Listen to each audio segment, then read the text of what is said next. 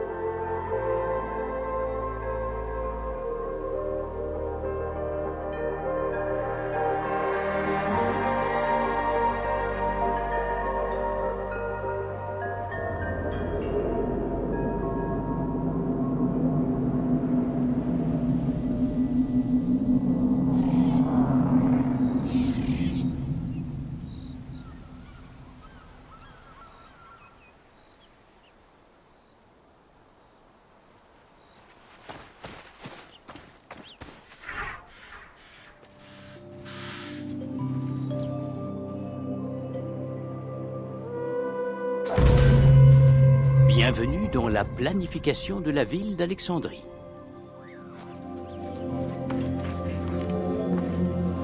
C'est un vers de l'Odyssée d'Homère qui donna à Alexandre l'idée de fonder sa grande ville. Il y a devant l'Égypte, dans la mer aux houles nombreuses, une île qu'on appelle Pharos.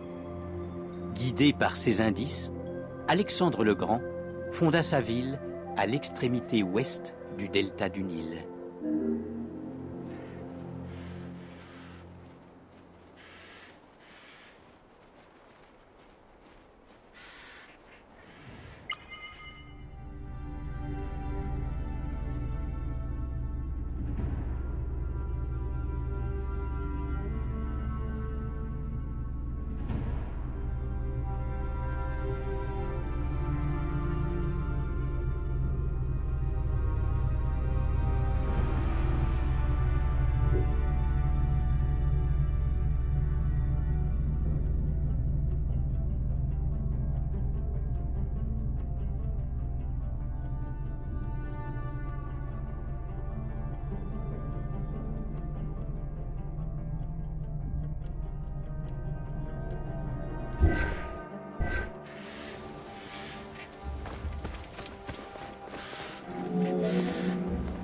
Si Alexandre a estimé le site idéal pour sa grande cité, il posait néanmoins de nombreux problèmes. L'accès était extrêmement difficile lors des tempêtes, les marais voisins étaient malsains et le sol calcaire ne convenait guère aux cultures. Mais influencé par son mentor Aristote, Alexandre comprit que la véritable valeur de ce lieu était son emplacement stratégique. Alexandre savait qu'en tenant Péluse à l'est, Memphis au sud et son joyau Alexandrie à l'ouest, il disposerait d'une place forte triangulaire lui permettant de contrôler la totalité du delta, tout en ayant accès à la Méditerranée.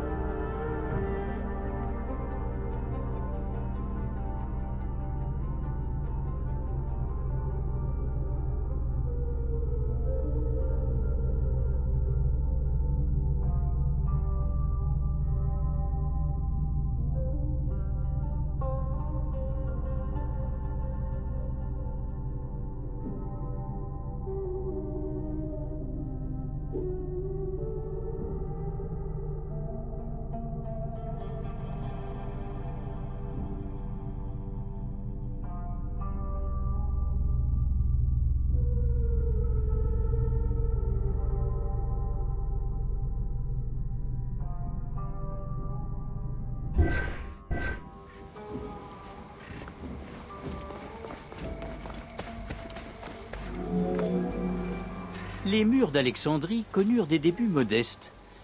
Manquant de craie pour tracer les fondations de la future ville, les architectes durent employer de la farine.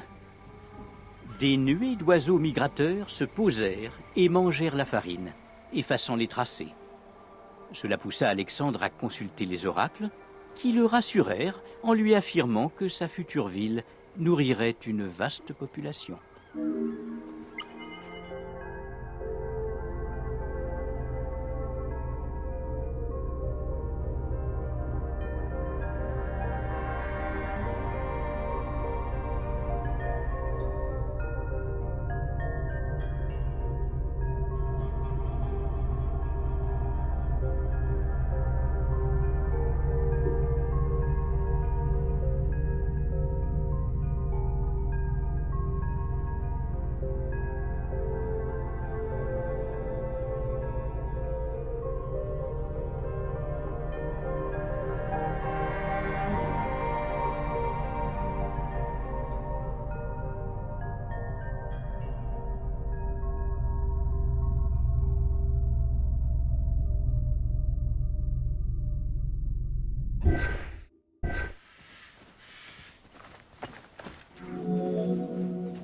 Les fouilles menées par Mahmoud Bey el-Falaki au XIXe siècle ont montré que l'enceinte mesurait environ 5,2 km de long sur 2,2 km de large. Elle était haute de 9 mètres.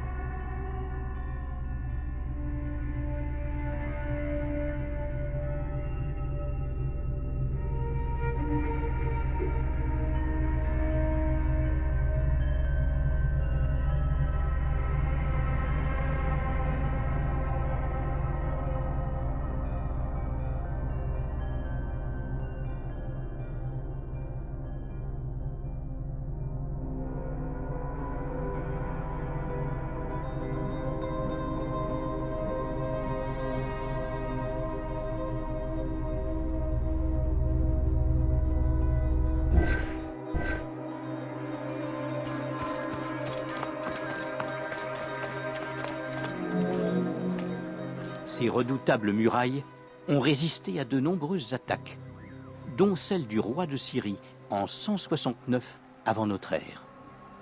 Ce n'est qu'en 295 de notre ère qu'elles furent abattues par l'empereur romain Dioclétien, et ce, après 8 mois d'assaut incessants.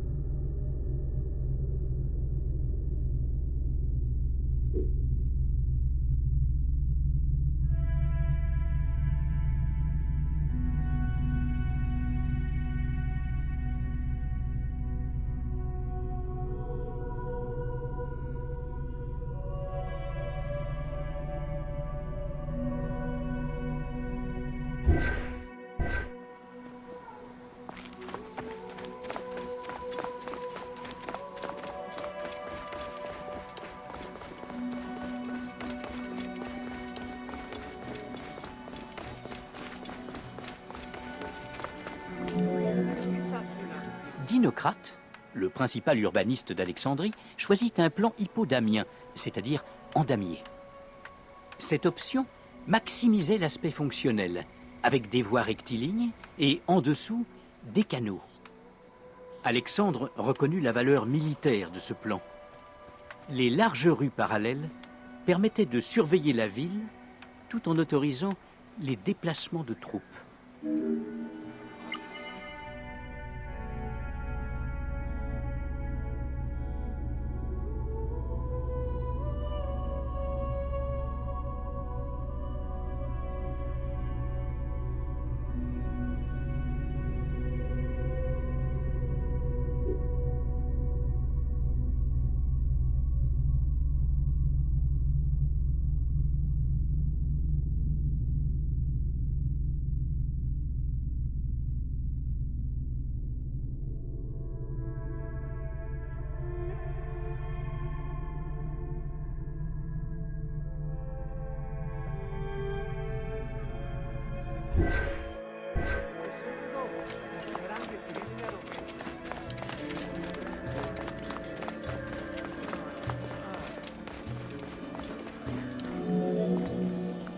Un couloir central s'étendait du port nord, sur la Méditerranée, au lac Maréotis, au sud.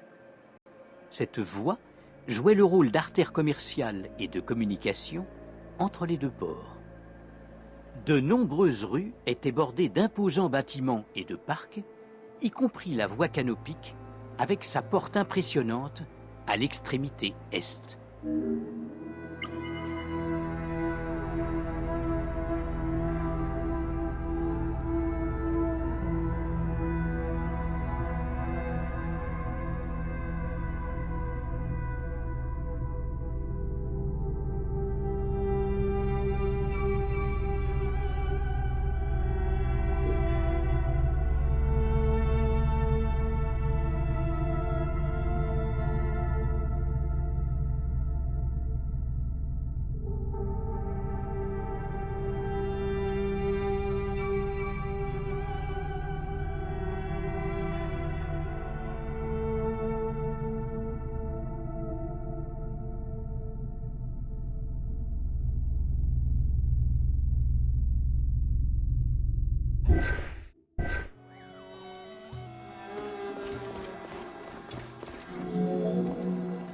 La ville d'Alexandrie a très probablement été bâtie à l'emplacement d'un village égyptien.